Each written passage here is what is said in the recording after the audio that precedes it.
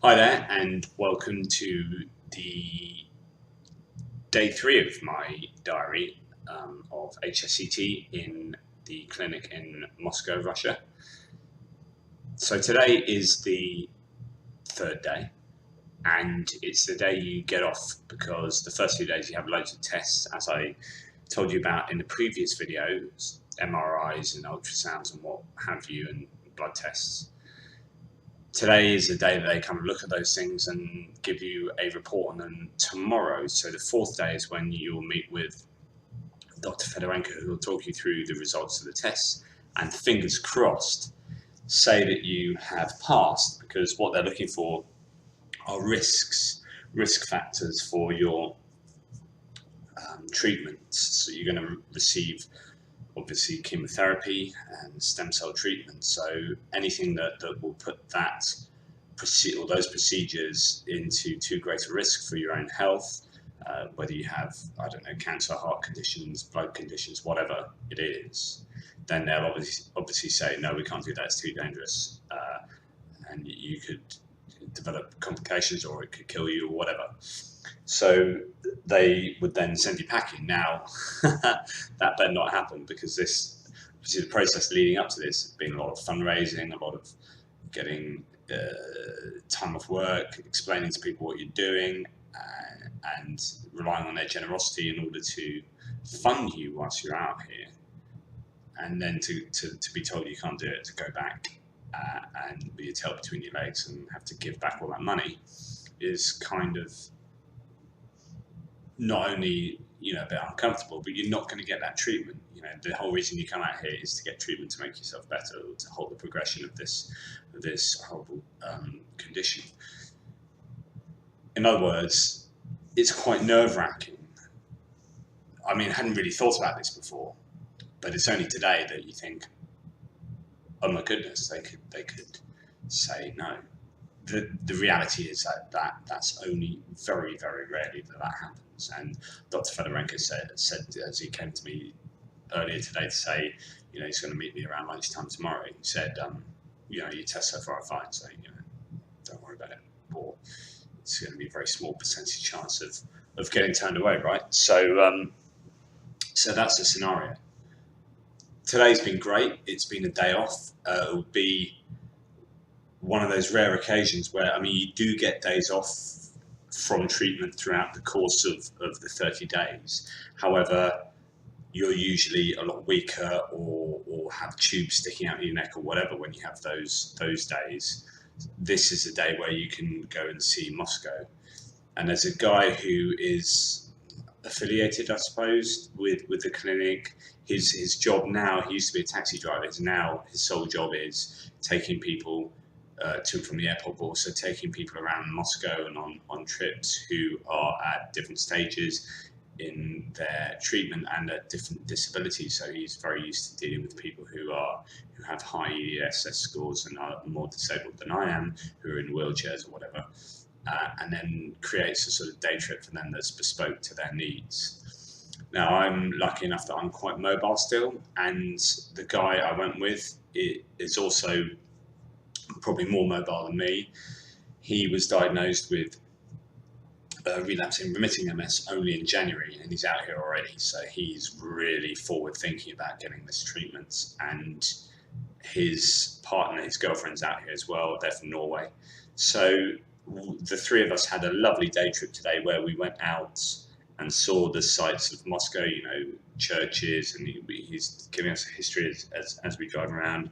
And actually went into a couple of absolutely stunning churches, really ornate, Orthodox Russian one and Armenian one. And I realised, when I look up to look at these paintings on the dome ceiling, even then, actually, happened a bit, I get really, really dizzy. And that's really affected me more than it ever has. I had to sort of hold on to this other guy that I was doing the trip with in order to look up, because it just threw my balance completely. So yeah, we went around Moscow, saw the Red Square, had an ice cream in this very, quite incredible enclosed market, the biggest one in Europe, I think. Really upmarket shops and It's right next to the Red Square, so this is prime real estate. And we went into a Ukrainian restaurant, which was a great experience. Had some, I mean, I have to say my vegan diet took a hit. And we experienced, might have experienced a Russian vodka, and how to drink it properly. That's probably why I slept quite a bit when I came back. Anyway, it's really nice meal, and we had a beer and a vodka there, so that's like the sense of normality, which I definitely am not going to be experiencing again for the rest of this trip. So it's really nice to get out and to get to know the guy that's going to be doing the treatment with me at the same time, and the chap who drove us around, the Russian guy, Alexey, really informative and interesting, and a nice guy, and just gave us a really nice day out. So that was really a good use of time, enjoyable, before really the business of this HSCT starts from tomorrow. So I presume once we get the go-ahead tomorrow, if we get the go-ahead, I presume we get some form of treatment starting tomorrow, rather than being another day off, but just having to meet Dr. Fedorenko. I presume the treatment will start tomorrow. What I'm going to do in a second, because I haven't got an awful lot more, even though this has been 6.5 minutes of me rambling, I'm going to give you a little look around the clinic. So I'll stitch together a phone video of me going around the clinic and showing you, what's what. And hopefully that's useful. See, I bought some stuff from the Russian shop, a few bits and pieces to eat. I've got some other stuff in the bag, biscuits and what have you. I've stocked up, I've got 2 more in that bag. I've stocked up on soy milk because I'm trying to stay dairy free. I've got some jam because they bring you breads with your food, and you want some jam on them, right? So just a few bits and pieces. I brought some snack bars in my suitcase. I brought quite a lot of food in my suitcase, so I've got it stacked up in various places. Loads of tea bags and stuff over there. So here's my laundry basket. That's going to be quite a useful thing for you to bring if you can. Here are all the things to keep you clean and sterile. I bought that pack of antibacterial wipes, but obviously they've got loads of that kind of stuff. I bought some because I'll be watching my laptop, which has got a touch screen, so I bought these sort of screen wipes, quite useful, stuff like that.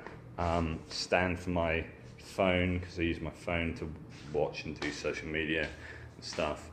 You got your cupboard for clothes, obviously, that's what cupboards are generally for, or if you want to play hide and seek. It's a bit weird. So here's the clinic. My room number 223. It's a bit like a hotel. So these are, I don't know, rooms for them preparing stuff. That's where the staff go. That goes off to the hospital. And here we have the main communal area. So we had a stem cell birthday party last night, which I'll show you a video of when we have another one. I'll take a video of it and show you. It's a really beautiful time and a good opportunity to meet people and talk to them. So this is a communal area. A couple more rooms. People variously along their paths. So and some people I know today who have a distinct lack of hair. They've had their hair shaved off because they're getting chemo starting today. And there are rooms on the floor below and the floor above as well. So we're on the middle floor. This is kind of the main. Second floor is where it happens, because look, there's a reception here. And remember the nursing staff. You'll notice that they knock and just walk into your room really, really quickly. So just be prepared for that, people barging into your room basically throughout the day for various things. What you'll notice here is the nursing staff, all the staff just work constantly. There's no, and that's a really well, I'll continue that in a second. That goes out into the main corridor, which is where you get in through the lift, and you have to wear things on your feet and come in here. You generally take any jackets off here and hold them, because they hold sort of potential for infections and whatnot. I don't know what the difference between holding it under your arm and wearing it on your back is, but apparently one's much more safe than the other. Yeah, so yes, here we are back at my room. So quite a small contained area. Yeah, so what happens when you go around for your tests?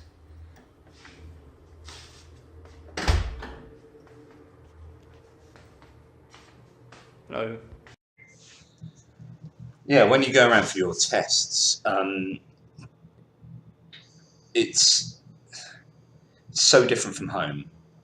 With all due respect to the NHS, if you're going to have an MRI, an ultrasound, your blood's taken here and there, you're going to have your blood's taken at this doctor's surgery, and 3 months later you have an MRI, you have an ultrasound done over here, and everything. Even if they're doing HSCT within the hospital in London, I believe they're just so much quicker here at getting things done, and that's because just everyone seems to be working the whole time. The work ethic, and someone was telling me precisely this, that the work ethic of the people in the hospital here is very much head down and getting stuff done.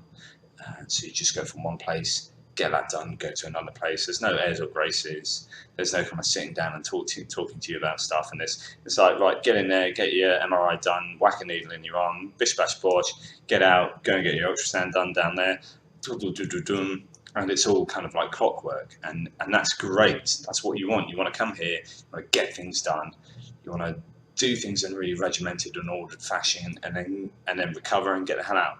You know, it's great. It's great. And so the nursing staff, they're just fabulous. They just get on with their stuff and come in, take your food, do this, take your bloods, whatever it is. Clean a room, you know, knock in, clean, and see you later. And you can grunt a few attempts at thank you in Russian, but generally you just kind of gesticulate and like, thank you very much, and just hope they understand you. It's great. Really, another successful day. Really good to get out. Got some jam from the shop, a bit more milk. Got back, had a bit of a sleep.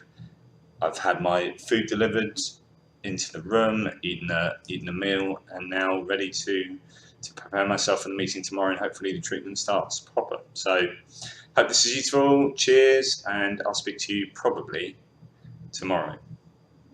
Whoop. Hi, it's me again, butt shaved. It's magic, that. I have some photographs that we took today when we were out on our day out in Moscow for your general amusement and delectation. They are coming next. That way. One thing I did notice when I was sort of walking around, went into a few big buildings, big churches and whatnot, I've noticed that when I look up at the ceiling, I generally almost fall over. So my balance has got a little bit worse. So I had to hold on to Frank to look up. So yeah, it's funny how these little things develop, and you know, it makes you realise that, hey, you're doing the right thing, because I don't want to keep getting worse in these ways until I can't just not look up. I can't walk and stuff. So that's why I'm here. Anyway, enjoy the photos. It's Moscow and pretty cool. Big buildings, and much fun to be had.